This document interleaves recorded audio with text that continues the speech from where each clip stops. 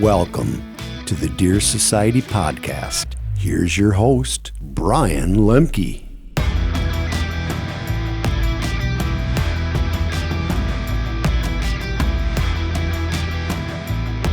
Hey everybody, thanks for tuning in. Welcome back to the Deer Society podcast. I'm Brian Lemke, joined by JJ Ducart, Brian Clary, and special guest back in Mr. Dan Coffman all the way from Ohio. Today we are talking about everything scrape, different scrape tactics, how to hunt them, different strategies, different scents, kind of everything scrapes, and rut signs. So let's jump into it. Dan, I know that in Ohio, you guys are able to do some different things than we're able to do here. Here in Minnesota, we can't put out scents. So some differences there on what we can do with our mock scrapes and things like that. But I know you have had a lot of success and spent a lot of time with mock scrapes. Just kind of give me an overall picture of, scrapes from your perspective. An overall picture. Obviously, scrapes are a big time sign that we use for chasing these big bucks.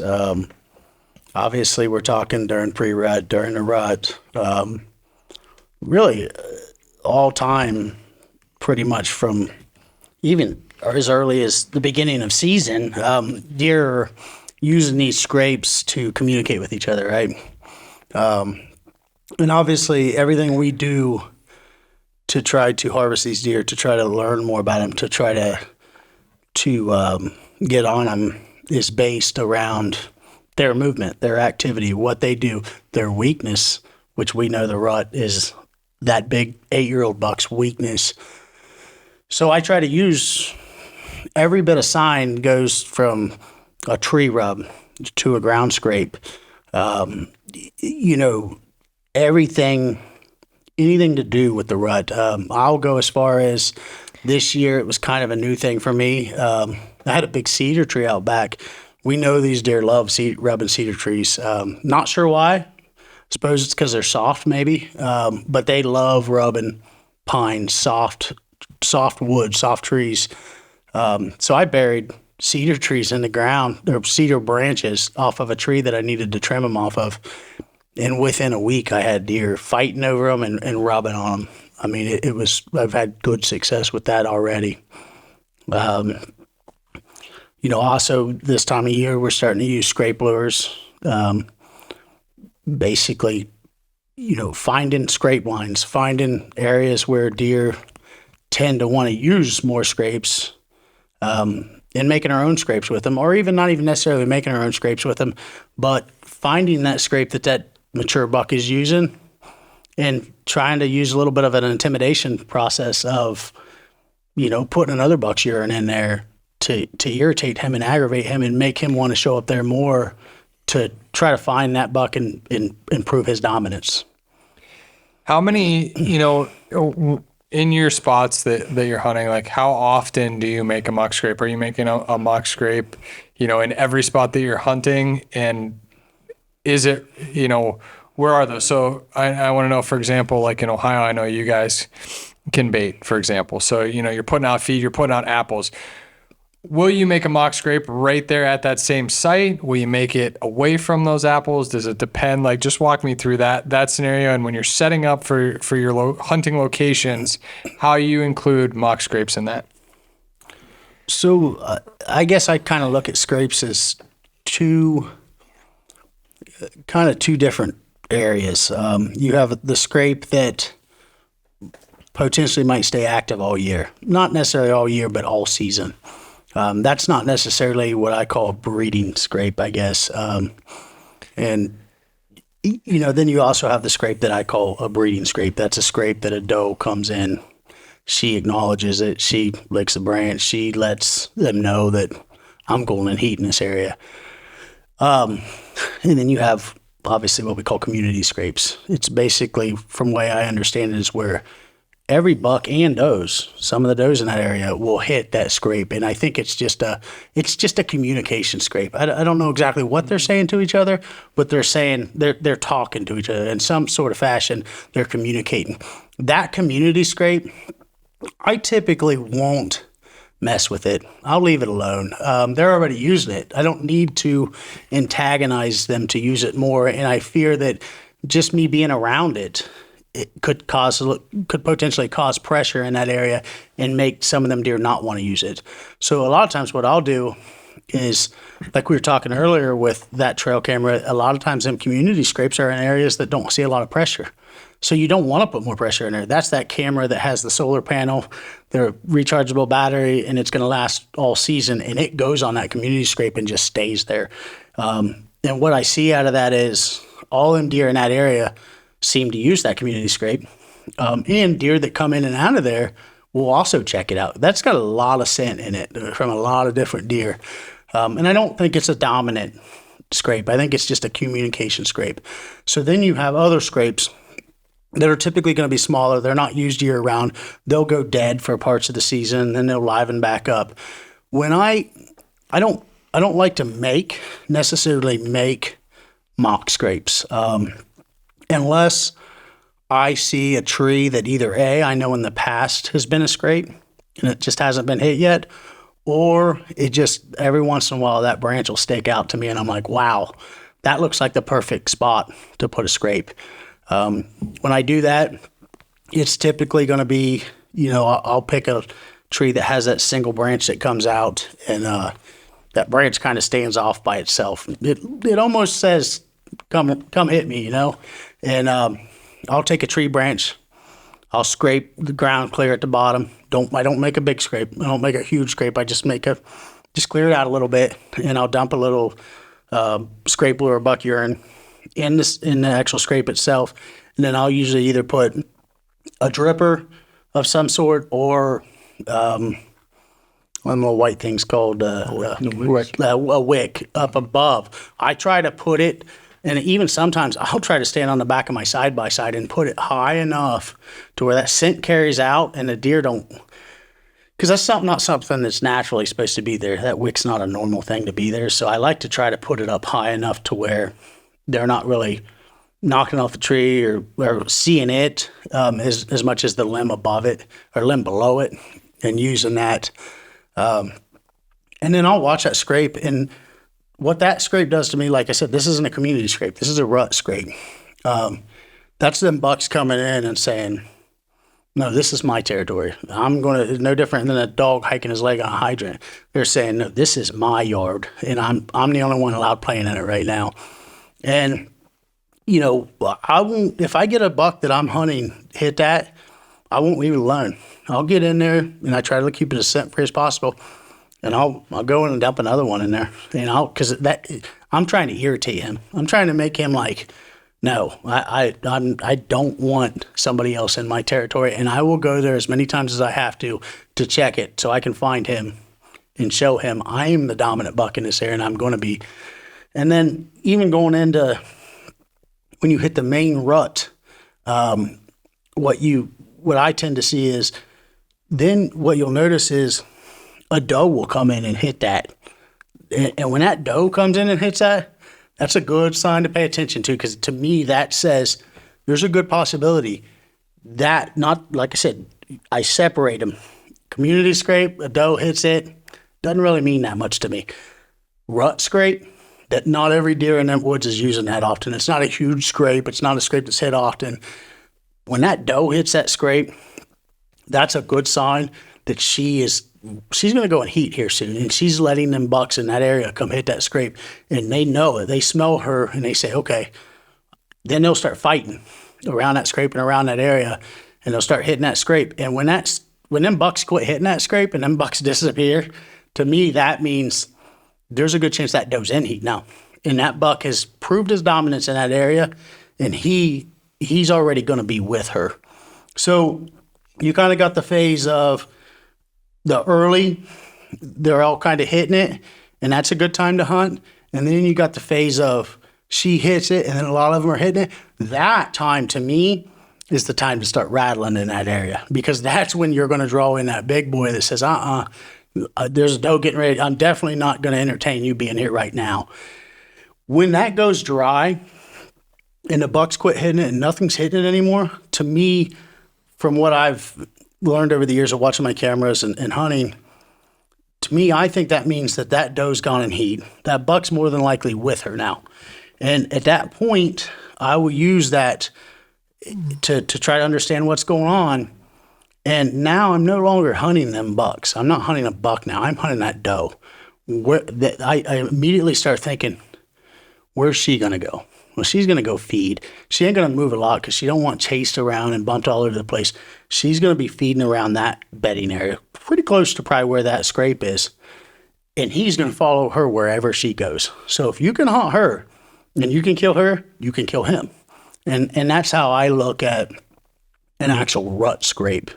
And even going back into other sign like the tree rubs and all that, I believe that some of them rubs are home territories where them bucks are rubbing the velvet off, cleaning their horns up, and other ones I feel are dominant rubs that showing that, this is somebody else's territory, So, that's mainly how I use them.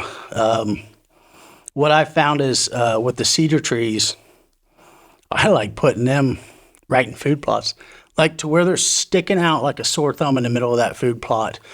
And I take my chainsaw and I run up and down and knock all the branches and everything off of them to where it's a good, clean tree to rub. And I also make them to where the branches are hanging over to make a lick out of it. And what I'm finding, the does are actually licking them branches and stuff, even early season. And I put that there because I figure if it's there close to a feeding source, it's sticking out like a sore thumb, bucks are rubbing it, it's just one more thing to catch their interest, to come into that area and want to use that. Yeah. JJ, scrapes. Oh, yeah, some comments on what Dan was saying there. So he's making different scrapes or categorizes them for different times of the year. We've been working with raw scents. They got the different scents for, there's actually Deer Society Rut Package, which includes like more of the peak estrus stuff and the multiple buck and the wicks, and a really good system that will basically get you through the whole rut, like a pretty big system. But then there's also the early season stuff that's not included in that, and that's kind of a different tactic altogether. We did some tips and tactics earlier on that outside, so that should be dropping on social media too. But yeah, that's more of a curiosity type scent early season. Just get those deer in there engaging with the scent a little bit. Then you start getting the actual real deer coming in, adding their scent, and it just builds from there. So yeah, make sure you're using kind of the right scent for the time of the year. You don't want to be going out there and dropping a bunch of peak estrus scent, in September, or, getting a bunch of mature buck scent on the scrape too early. So just kind of be cautious, use your mind a little bit. Yeah, we can't use them everywhere. I know, I've been using it multiple years in Wisconsin over there where I shot Beamer, Andre. So I know, I usually do I'll probably do it here, in early October and then maybe a mid-October, and kind of just go around, move cameras around, get them on all the scrapes, kind of shift that camera strategy. Depending on the time of the year, drop certain scents in those from the raw collection, but basically just get those going. I think scrapes is probably our number one way to collect intel throughout the year on our cameras. Waterfall is also another huge one. And then outside of that, there's so many different ways you can make scrapes, which we can get into however way you want to, from, like Dan was talking about, field edges or out in the middle of the field versus the in timber, or maybe you got it on an old logging road, like a trail system, those type of scrapes. You got licking branches, you got natural vines out there that you see bucks or deer use. And then we've been using the Hodeg hemp rope system, which has been working out really well for enticing deer and kind of getting them in front of your camera. So just so many different ways to make scrapes. Not sure where to go from here, but if you want to break down one category, we can just kind of dive into different. I know one of the things that you just reminded me of is the vines. I don't pass a vine without cutting it off at about chin height. If I walk past a vine. How tall are you? Well, Yeah, I mean, yeah, I'd say about 5 foot. It's cut it off at about 5 foot. But no, if I walk past a vine that's kind of hanging, I cut it off because I've witnessed it myself. Even it's not even necessarily when I see these vines getting used, it's not even necessarily like a rut thing. It's just for whatever reason, those vines when they're hanging in like a logging road or an area that deer naturally go by, they lick it and put their scent on it every time. And it's does, it's little does, it's big does, it's bucks, it's little bucks, big bucks. They all hit it, and I think it's just an easy, convenient way to communicate. And that goes back to the whole, where do you put a scrape? Where do you put any of this stuff? I think a lot of these scrapes and even like, even tree rubs, one thing I notice is they're almost already in convenient places. Like if you really truly look at a rub, you're like, did that deer come here just to rub that tree? Did that deer come here just to put that scrape down? If you really paid attention, I think you'd find out that it's real close to an already natural corridor trail, a pinch point, a field line, next to a water source, next to a food source. They were already in that area. And that's what I'm saying. Like, I don't feel like it does you any good to go put that ground scrape somewhere that's not already a natural area that they're already using. Mm-hmm. Yeah.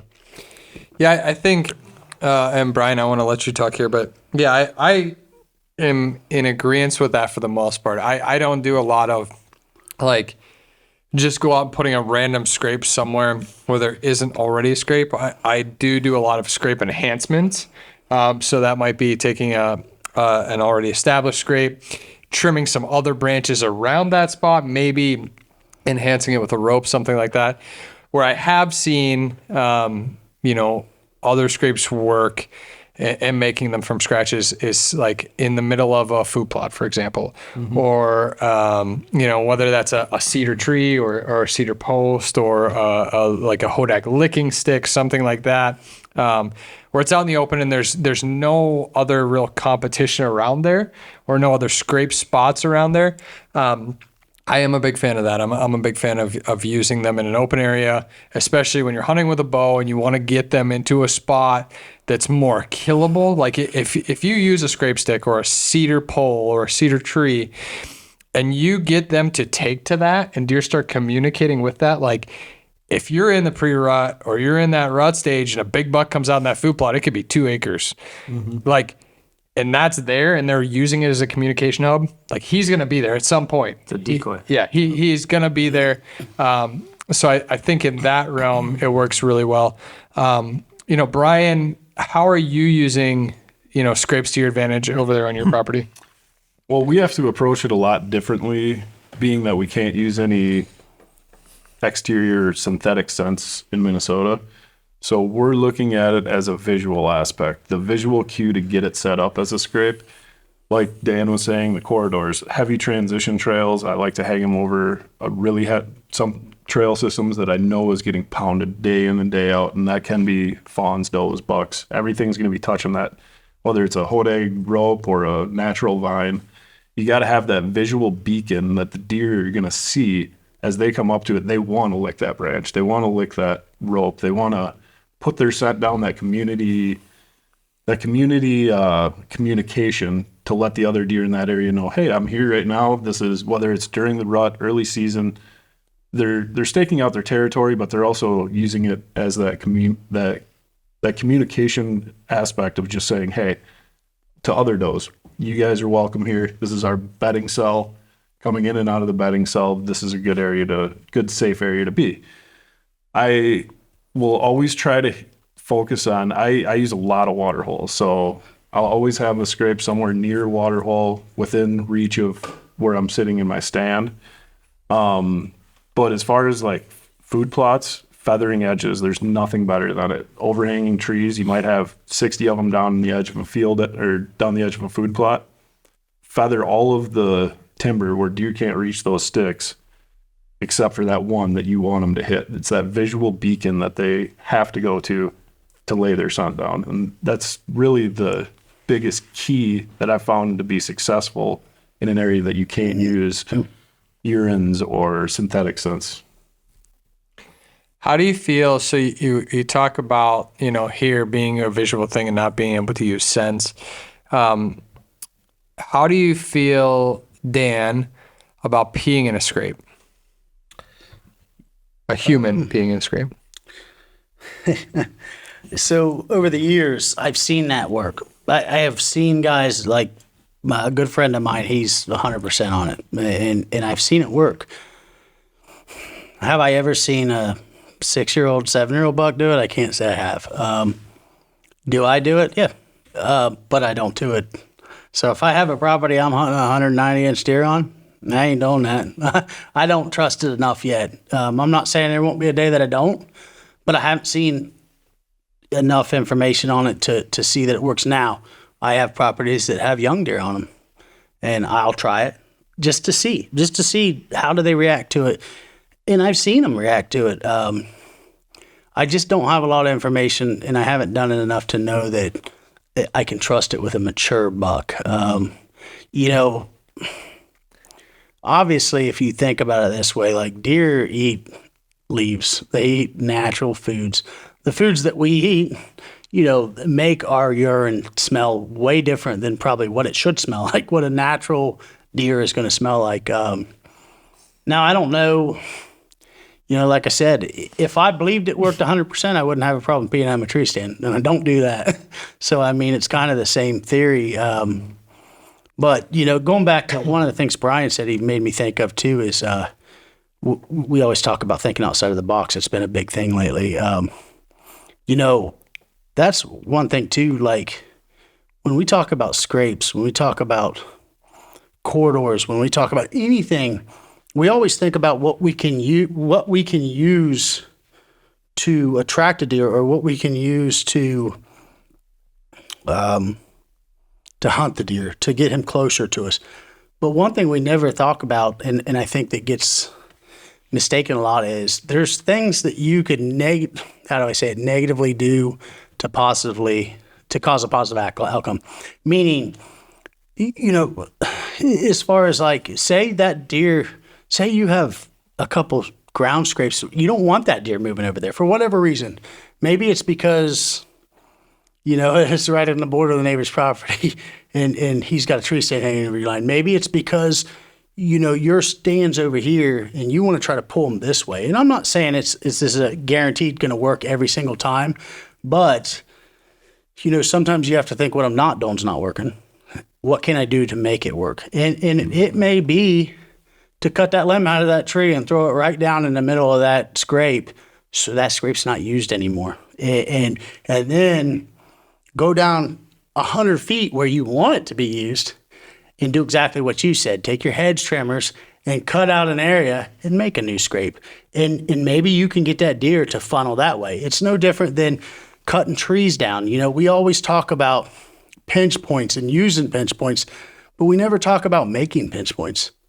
You could take snow fence and make a pinch point, and they will use that pinch point.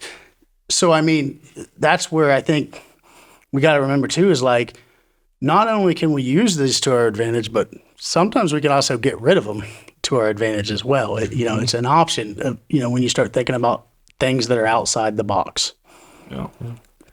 JJ, what other experiences have you had with scrapes? I know that you've used a lot of the different Hodag licking systems, the hemp ropes, just natural scrapes. Like, what have you seen? Ones work better than the other? Are there ones that you prefer? I think it comes down to their tools that you can kind of, every situation, every stand setup or every hunting setup's different. So if you go to an area where there's already a perfect tree, I can think of some spots where there's young oak trees. Those seem like they're always the best. They hold their leaves. They're just sturdy, a lot of branches, like they just seem to overhang a little bit. Maybe you trim that one up and just kind of leave it be and just use that natural scrape and enhance it a little bit. Maybe you take some competition away and try to force them into one. That works really well natural. And then there's also spots where there's like no licking branches anywhere. So maybe you want to go to a big tree and use the licking branch, the Hodag, the spring system, or there's other products out there too. But actually make your own overhanging branch that can then become that beacon. Or it could be like, I know there's one stand we have, called the cherry tree stand down there by the corn, where there's this giant tree that runs across. It's a box elder, so it runs probably about 8 feet off the ground, horizontal. That's the perfect spot to just drop a rope. Yep.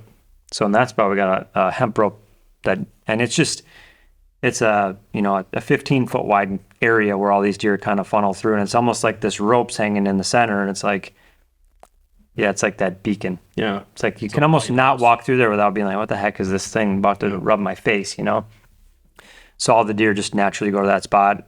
Early when we hang them, we clear out all the debris and make this big dirt visual under that rope, and that kind of gets it going. And once scrapes are going, it seems like they just fire up and last all season if they're in the right spot like that. Don't have quite as much experience with kind of that tree koi, if you will, out in the middle of a field. Mm-hmm. I know this year at that one spot where we got a pinewood fence post in there, and then we put the branch off that. I don't have a camera on it, so I don't really know if the deer hit, and I'm assuming they are. Mm-hmm. So that'll be something we'll be filming over this year, and that's something that you're adding to a big open landscape, like you said, to try to use as like a decoy, tree koi, to try to bring them into that spot, give you a little bit better shot. That's similar to what Dan's doing, where he's burying these cedar limbs, and then there's also the licking stick, which from Hodag, which we used last year, and obviously the deer reacted well to it because it disappeared. They ripped her out of the ground. So obviously worked pretty well for some period of time, and then it was gone. And I didn't want to go back in there and get my human scent on the ground, so we just kind of let it ride at that point. That's now where that pine post is permanently stuck in the ground. So I feel like you just kind of got to look at your situation, see what you got, work with what you got. And if you have a tool and you got, this spot might be really good for the hemp rope or a natural vine. This spot might be great for dropping a branch, or this one might be good for the tree koi scenario.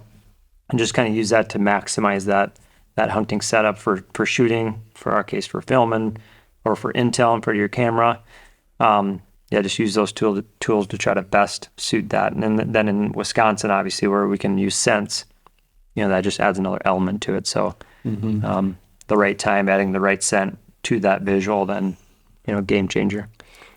I'm also even with raw, one of the big things is the reason, one of the reasons I've been a big fan of raw since I've known about it was the fact that, you do have to be careful with some of the, obviously, any scent that isn't 100% natural, you want to be careful with, because you don't know how the deer are going to react to it. And 3.5-year-old may be fine with it. A 7-year-old may be fine with it, but he might not too. And that's the one thing I do like about raw, is the fact that it's 100% natural, no synthetics. It's straight out of the deer. So I look at it like this. As long as obviously if I take estrus and I put doe estrus down in September, the deer are not going to be too fond of that. There's something's not right there, right? Mm-hmm. But using that doe estrus during the rut, or using the buck urine during the rut, or even a little outside of the rut, or the calming stuff, it's all natural. It's right out of the deer. So in my mind of thinking, worst case scenario, it don't work at all. Best case scenario, it works, but it shouldn't hurt you. It should not hurt you, even if the stuff's not. They say, well, you got to keep it frozen, this and that. Well, it's no different dumping it on the ground. It's going to go bad, and it's going to have a smell to it when it goes bad, but so does deer urine. I mean, it's the same. It's naturally the same. Once it gets oxygen, it's going to start going bad. You start getting synthetics, then you do wonder about when that oxygen hits it, does it make a more of a chemical smell, or does it change the smell? I don't know. But on the other hand, I know I don't have to worry about that with roll. Let me ask you, so you talked about, when you go in and you're adding, scents to a scrape, for example, and you use the scrape lure early, then you go in there and you put that buck urine in there. When do you know, it's time to switch? When do you start using doe estrus versus when you would use that buck urine? So to me, it's more of a time frame. Obviously they say does go in estrus according to the light. And every doe goes in estrus, they say, about the same time every year. But we all know, if you've hunted long enough, That time's usually that last week of October through, all the way through December. I look at it like if I think does are going in estrus, I'm using it. And I'm pretty liberal with it too. I'm not very, I use it. Like I use plenty of scent, and I like to make it stronger around my stand where I'm hunting, and maybe even make, all cross, if I'm hunting at the end of a ridge that's running east and west, and I know the wind's blowing out of the south and going north, I'll run that ridge and run it, like put different wicks out all the way to my stand, and I try to use the wind to blow that where I want it to blow. So then if there's another buck across the way on a different ridge, scent checking them ridges, he'll smell it and come over there and want to know what's going on. Right on. So, we've talked about different types of scrapes and different ways to use scent. I want to get into some hunting strategies on how to hunt those scrapes. But one question I have beforehand, it's kind of a topic that I've seen some people who are super, super anal about it and other people not so much. Scrape height. So like, if you're manipulating a scrape or just in your experience, is there a specific height, for a branch that deer like to use to scrape or use as licking branch? I don't feel that way. I feel that it's probably anywhere from, I feel like I've seen scrapes on branches that were 3 foot high and scrapes on branches that were 6 foot high. I got video last year of a very mature buck, big buck, standing up on his hind legs and licking a branch and putting a scrape down. So, that buck had to stand up to get to that limb. So that goes to show you that, that's got to be a 6 foot branch, I'd assume, at least. So I don't know. I think, anywhere, that I look at if I can reach up and get it, if I can. How tall are you? Yeah, I'm about 5'8", so pretty much anybody can touch it.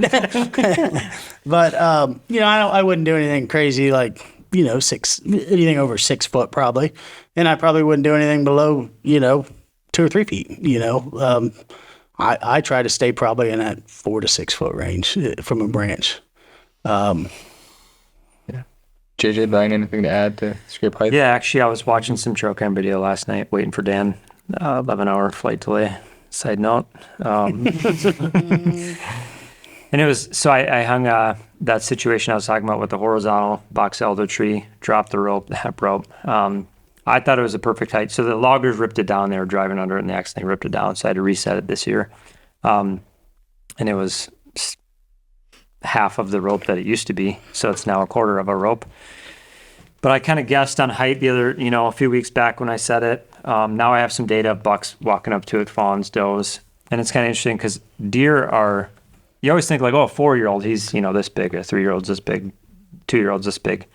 You got on this specific spot, the 4-year-old could barely reach the hemp rope and his nose is kind of hitting it. And he's trying to lay scent, but he wants to get that scent from his forehead into that area and he just can't quite reach it. So all he's doing is licking it with his nose. He didn't jump up and get too excited. Then a 3-year-old came, a big 3-year-old, and he actually got to the point where that rope was able to, touch his forehead and his eyes and get more scent on it. So I need to adjust that one. That one's obviously too high. It's probably 5 feet. I'm just guessing. I don't know how high it is. I should go measure it. That'd be interesting. Drop it down a foot. So now all the deer, whether they're 2, 4, 5, whatever, can get all their scent glands on it without having to jump and do crazy stuff. So just make it easy for them. I'm thinking it's got to be that 4 to 4.5 foot range. I know I also set that another licking branch. So with the Hodag systems, you can spin the spring to kind of like, if it's a curved branch, you can raise it a little bit, lower it a little bit with a curved limb. And I sat there for probably 5 minutes when I was setting it up, trying to figure out like how high is a deer? Because it's like we're standing upright. The deer are obviously not. So I feel like you always think the deer are a lot taller than they are. And I played around with it for a while, and then when I started getting the cell camera pictures, it's like, some of the deer still aren't able to touch this fully.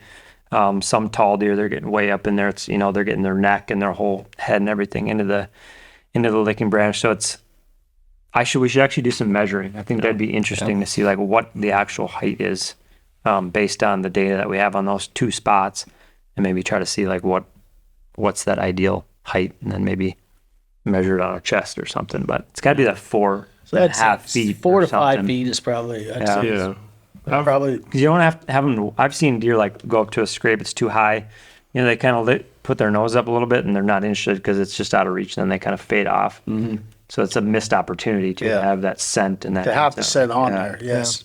Yeah, and I've got a couple of cedar poles that are buried out on my property in the middle of food plots, and I've noticed that over the last couple of years. Now I've got them dialed into probably the right height, because every deer, whether it's a fawn, doe, mature buck, young buck, I mean, when I originally started doing this, I had yearlings that were jumping at these branches that were 6 feet high.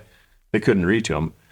But as I've lowered it, I would say it's probably right around 4.5 feet.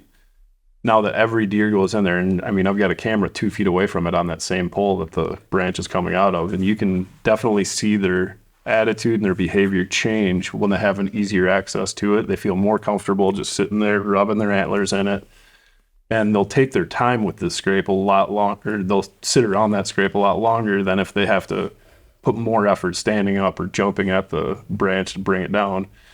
JJ, on the other end, he hunts bucks. You watch it on YouTube, Andre the Giant.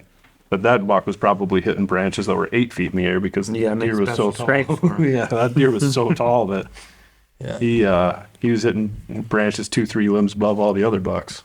Yep. Well, let's talk about, hunting scrapes and what that strategy looks like. And I feel like, this time of year, pre-rut, it's a great time, obviously, to hunt scrapes, and it's exciting because you can, like, I can remember as a kid growing up, we just had permission on properties, and like we weren't running trail cameras, and like you'd go in there and you might have a climber on your back, right? And you're going in, and it's exciting because it's a rut, and you're like, okay, where do I hunt? Mm-hmm. And you're walking through and you see a fresh scrape. And like, that's so awesome because it's like, okay, boom, here's where I'm going to hunt. And, hunting scrapes that time of year can be really effective because like chances are bucks are going to hit it. Like if you're trying to figure out where to hunt, like, hunt those scrapes. But Dan, what is your mindset going in and hunting and finding these scrapes? Like, yardage wise, are you hunting downwind of them? Are you like, just talk to me about that strategy of hunting scrapes. So when I'm hunting a scrape, or when I see a scrape, obviously, usually it's something I want data off of before I hunt it. I'm gonna get a camera on it and see what's hitting it. Sometimes, like I said, you might find out that it's just a bunch of little bucks hitting it. Big bucks aren't paying any attention to it. Do you think you can tell that from the scrape, like just looking at it without camera intel? I mean, sometimes, yeah. I would say that. More often than not, if it's a smaller scrape, it's going to be a smaller buck. Bigger scrape on the ground, taller branch, it's going to be a bigger buck. But I don't think that's necessarily one of those things that's always and always or never and never. I really truly believe that that's one of those things where trail cameras are extremely important, and you need now data on it. That's something that if I see a new scrape pop up, I want to get a camera on it quick. And I don't mind. That's when it's time to start throwing buck lures and, scrape lure and getting that, getting those bucks around there irritated. And I think sometimes what you might find is that scrape may be even hit by a lot of smaller young bucks until it's time. I believe that, these young bucks, 2-3 years old, they really are just trying to learn what's going on. They know breeding season's coming. They know does are going to go in a rut. They may get a chance at breeding 1 or 2 of them. But they also know these big bucks are going to be in there too. I believe that, 7-year-old Johnny knows that 5-year-old Susie comes in heat on this date. So when he comes through there and he sees that scrape, I believe that 7-year-old buck might even know that I'm not tampering with that right now because I got this property over here where this doe's going to go, and he's been doing it long enough. He knows when these does are going in heat. And I also believe that's why you see, and I've actually had this happen before. to where I had a doe that was running around like she was in heat. I was hunting 170-inch deer in that area, and that buck was nowhere to be found. And all these bucks that are 3-4 years old are just chasing this doe around like crazy, leaving scrapes all over the place. And for 4 or 5 days, this buck is nowhere to be found. And this goes back to what we were talking about when that scrape goes dry. All these bucks are fighting. He's nowhere to be found. I'm starting to think, is he even a dominant buck in this area? Like, he's the biggest buck. He seems like the oldest buck, but is he? Like, where's he at? And then all of a sudden, boom, they disappear. When they disappeared, like, I quit getting pictures of any bucks in that area, like any does, bucks, or anything in that area. And then next thing you know, a day and a half later, I get a picture of the doe and the big buck, the big boy I was hunting, and they're by themselves. So to me, I look at it like he didn't even really, I almost feel like he already proved his dominance in that area. Them bucks already knew he was the dominant buck. He's over 2 properties over breeding another doe right now. He's run all them bucks off. That's why they're over here, because he's run 3 bucks off that property, and then there was already 2 or 3 on this property, and they're over here messing around. They're hoping maybe he gets hung up or caught or killed or whatever, and they can breed her. But then one night he comes strolling in and said, all right, boys, get out. And they scramble. They're gone off that property. Now you're not getting any activity. Well, that's because she's in heat and he's bedding up with her. And that's the hardest time to hunt a buck. But that's where I believe that, you may not see a lot of you may only see one picture of him in that scrape. And that's it. Because, like I said, he's already proven his dominance in that area. He don't need to. And I believe early season when you get them scrapes, I do believe them scrapes are maybe more for showing dominance. But then when you get the second week of November, that scrape's kind of already been there. And yes, them bucks are going to hit it. And a lot of times I think scrapes are nocturnal, to be honest with you. I have not got don't get me wrong. I have video of 7 and 8 year old bucks hitting scrapes in the broad daylight, but it's not very often. And I feel that, like, he may only hit that scrape. You may see him hit that scrape. To give an example, that 7-year-old buck, maybe he hits 6 properties on this, that cover 1,000 acres, right? And he's on this property, and he wants to go to this property. When he comes through this week, he might hit that scrape for a couple of minutes, and he moves on. You don't see him for another 2 weeks because he hits this property, and then he goes over to this property. And then when he does come back, maybe you'll get a picture of him over that scrape. Maybe you won't. Maybe he'll hit it. Maybe he won't. But all them other little bucks, when they start hitting it, that tells you, like, something's going on in that area. Like, I just got a lot of bucks on that one scrape at one time. Something's going on in that area. And I believe that's the time to get in there and start hunting that big boy. And he may not show up for 2 or 3 days. He may be gone. But you want to be there. I feel that the best time to be there during the rut for that big boy is the time that it takes her to go in heat and him to find her. That's it right there. And that's when you get him cruising through there in the middle of the day trying to look for her. And, she may be over here bedded, and he's just got to find her. Once he finds her, he's locked on her. And now you're hunting her. And that gets harder because she don't move as much. Now you're hunting food sources. That time that it takes him to know, all right, Susie's getting close, go over to that property and find her, and then chase off a bunch of other little bucks. That's your best time to kill them, I think. Mm-hmm. And that's that time, like I said, when you see all them immature bucks start hitting that scrape and they're tossing around, wrestling each other and fighting each other, that's time to get in there. Get in there and hunt it the next 2 or 3 days, and I think that's your best opportunity to kill that big boy. And then once you're in there, all them bucks disperse and you quit seeing them big bucks, there's a good chance he's in there. And he's either A, looking for her, or B, he's locked up on her. But regardless of how you look at it, that's the time when it's dead, that there's no bucks in there. And I've always said it seems like when you're hunting a 7-year-old buck, you're either going to see nothing or him. And it seems like it's just dead. And I think it's because he's come in there and them other bucks are like, I don't want a piece of him. I'm going to move on, go chase another doe I know he's not on. And he does his breeding. But I think your best opportunity is when he comes back looking for her. JJ, what do you got when it comes to stand setup, hunting over scrapes? Scrapes. It's a loaded question.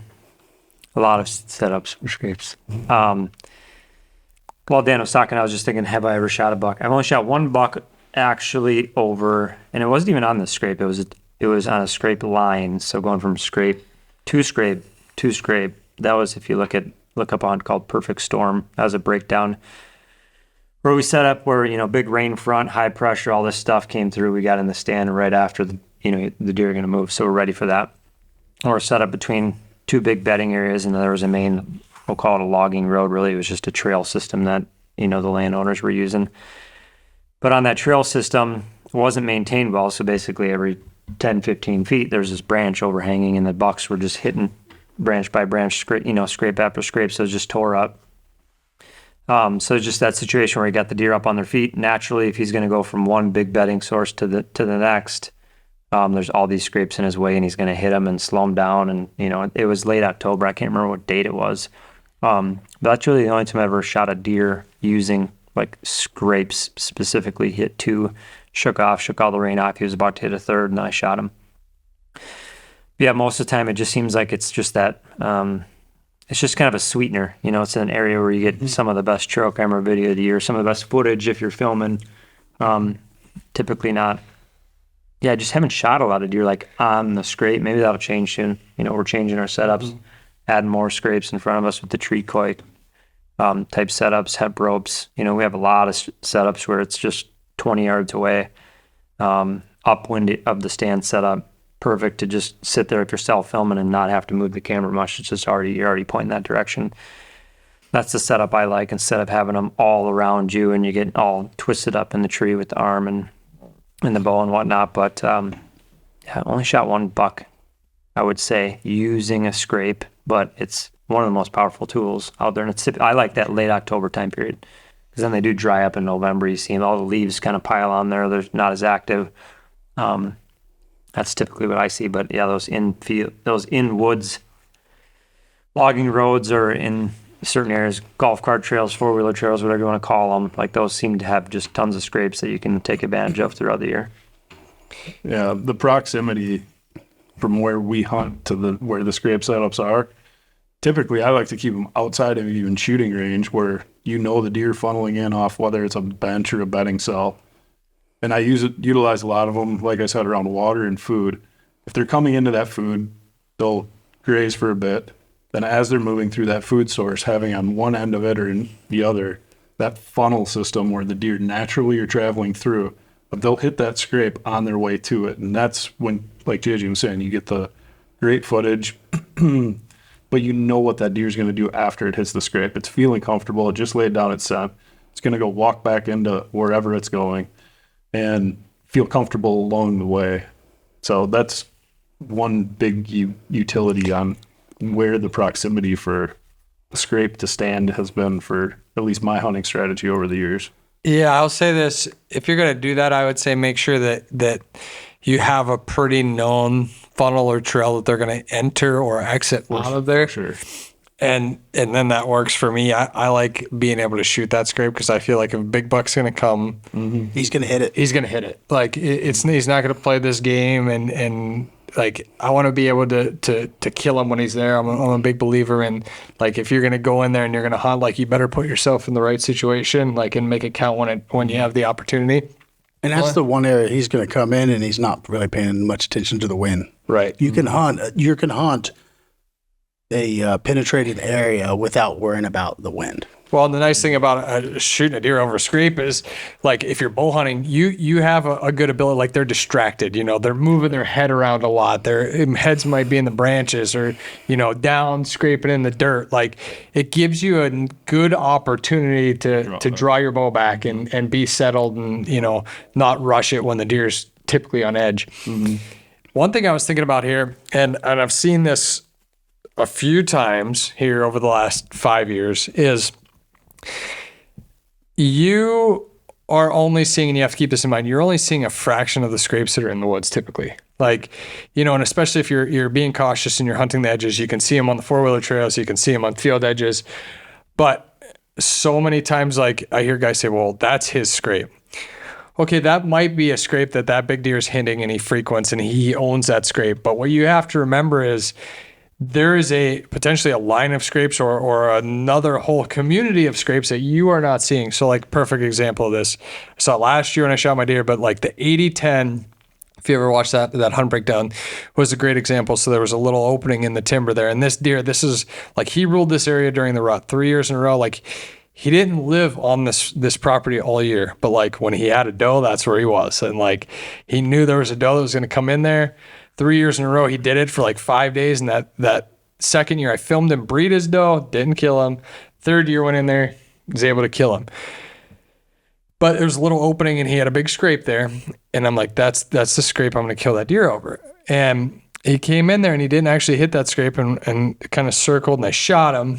And he ran up to kind of some thicker stuff. And when I went in there to recover that deer, I was shocked. And it was like a light bulb went off, because it was like, I got up in this thick, nasty kind of bedding area, boom, fresh scrape. A little bit further, boom, fresh scrape. And then there he was laying. But like, it makes you think, like, you talk about maybe, you're just getting a picture of that deer at night and he hits that scrape. Like, I can picture that deer standing up there where in complete cover, like, and boom, he can hit that scrape. He can hit that scrape. He can see the whole valley below him. He's got that cover.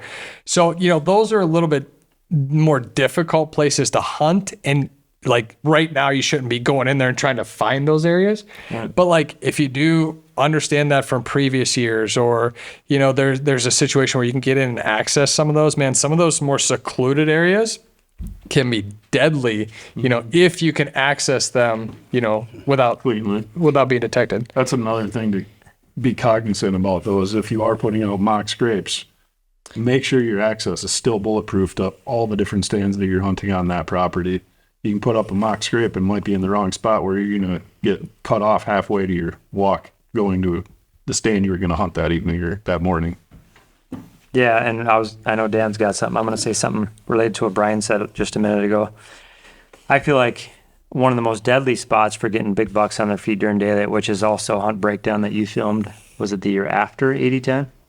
Allison's buck stars line. So standing cornfields next to timber, especially if you can mow like one trail around that cornfield, there's so many overhanging trees and branches, so much cover that it's just like, it's a period. It's unbelievable how many deer will walk through there and scrape in daylight hours if they're eating that corn, they're bedded close. Like, it's just, it feels safe. Unbelievable. You can get in, you can hunt them, you can typically blow the wind out over the field if you get high enough. It's just, that's killer. Yeah. Love it. Getting excited. Yeah. I want to go sit where we're going through right now. Well, there's two things that just kind of clicked in my mind when we were talking about it here is, one is, and I'll talk about it here in a few minutes, is what you were saying about paying attention to, when you're shed hunting and where them scrapes were for previous years. But the first thing is we were talking about the scrapes, and we were talking about how often a buck hits them and how he uses them. And, going back to what we were talking about earlier today too, is understanding the whys. And understanding the whys, I think, it teaches us when they're going to hit it. And with that being said, is we talk about that buck frequent, and it rains. You were talking about when it rains. When it rains is the perfect time. You get up in the morning and it quits raining a half an hour after daylight. That is one of the best times to be over a scrape. But when is the question? What time of year? I believe that early season, early October, going into even the last week of October is the best time to be hunting that scrape after a rain. And here's why. If we consider the whys of why them deer are hitting them. Well, if you look at the rut and its different phases, early season, you're going to have a few does that come in heat, but it's less, right? So you look at that buck, he is bedded up. Maybe he's with a doe, maybe he's not, but there's a better chance, you have a better chance of him not being with a doe constantly in October than the second week in November, right? So I believe in October when it rains, and that mature buck is not on a doe, what he does in the morning is he gets up and he not only does he scent check all them ridges and he's looking for that doe in heat, but he's cleaning out them scrapes as he goes. And that's when you catch him in that morning. I love mornings after it rains. In that morning, cleaning them scrapes out. Now, we get into the second week in November and it rains, and you're hunting that same scrape thinking, he's going to clean that scrape out. Well, when he doesn't, then you think, well, man, where was I wrong? 2 days I hunted the scrape, he didn't clean it out. Well, like we were talking earlier, we're getting to the part of the season where there's a lot more does in heat, and he knows when them does are coming in heat. He may not touch that scrape for a couple weeks now because he knows he's on a doe, locked into her. Early October, late October, early rut season, he's got that time to check all them scrapes and hit them and go through and check them all. And even to the point where he's proven dominance, when other bucks are in that area. But I think once you start getting into that hardcore rut and them does are going on lockdown, that's when we talk about it. That's when it's the hardest to hunt them because they're on lockdown. Where early season they're not on lockdown. They're wanting to get on lockdown and they're trying hard to get on lockdown, and that's how you catch them, that pre-rut. And that's why I think early season is the best time. Early rut, that mid-October to even maybe the middle of the first week of November. That's a great time to hit them scrapes and hunt them. I think once you get into that breeding season, you're better off to try to pay attention to not so much is it rain and is that scrape going to be cleaned out, but are there a bunch of other bucks hitting that scrape? Because like I said, he's occupied right now.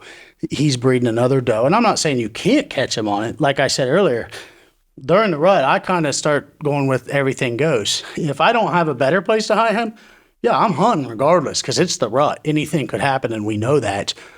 But I may hunt them in a better place. I may not be so focused on that scrape. I may have a property, 2 properties over that I think that he could be on. A lot of my properties, some of them are close, and I have bucks that run 2 or 3 different properties. So I guess that's the big thing is understanding the whys, how it works, and then understanding why that scrape in October is a better opportunity of catching him cleaning it out in the morning than the second week in November. Does that make sense to you?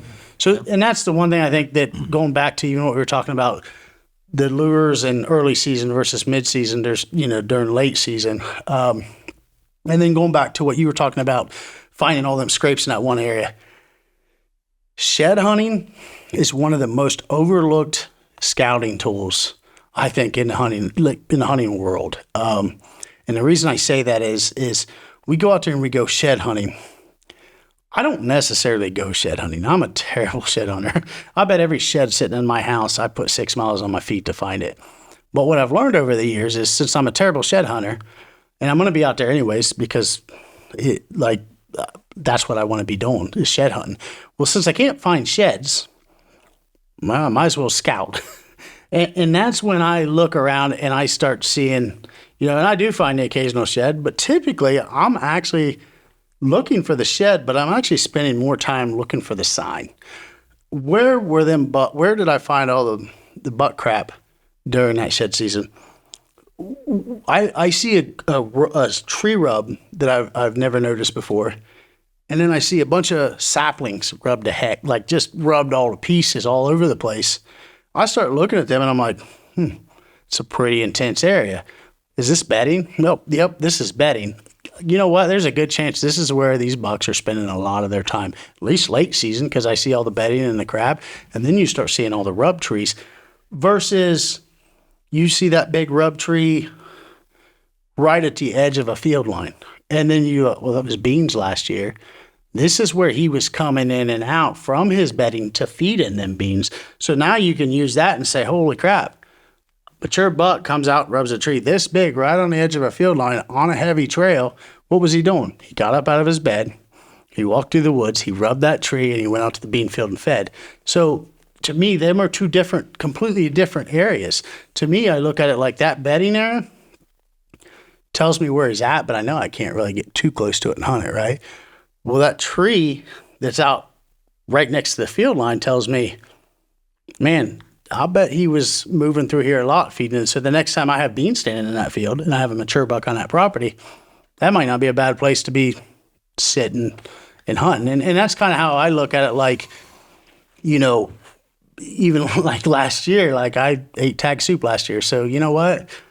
To me, I'm like, if I hate eating tag soup just like any other bow hunter. Like, maybe I better up my game. And that's what I did. I spent my shed season scouting, trying to learn what did I do wrong. And what I learned from that is truly, I believe the buck I was hunting last year, he was 180 something inches. There were two of them. I had over 150 sits. One of the things I took from it is bottoms with thermals are extremely hard to hunt whitetails, mature whitetails. I tried. This year I will be focusing more on trying to figure out how to not hunt them in the bottoms. And the other thing I learned is I found a shed.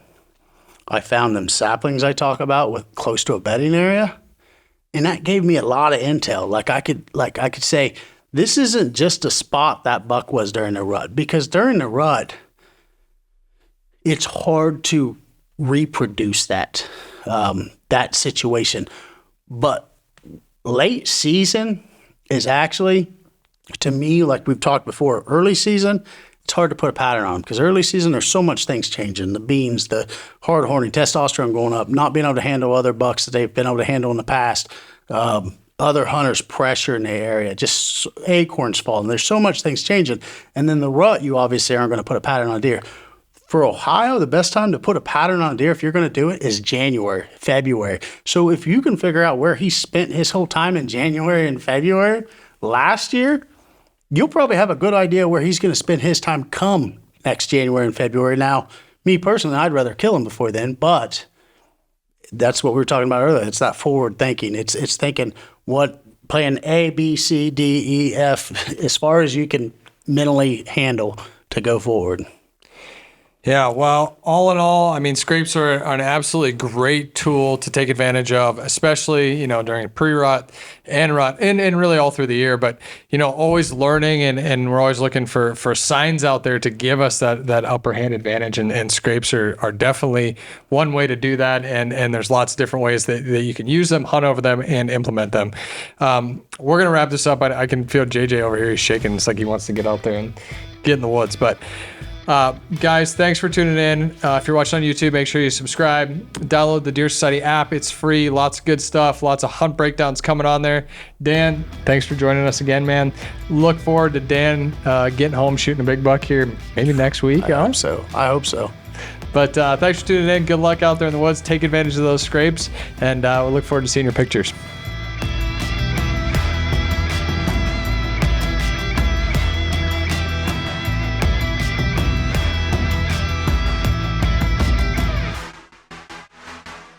All our sponsors here at Deer Society are partners whose equipment we know we can trust are going to make you more successful and have a better experience in the field.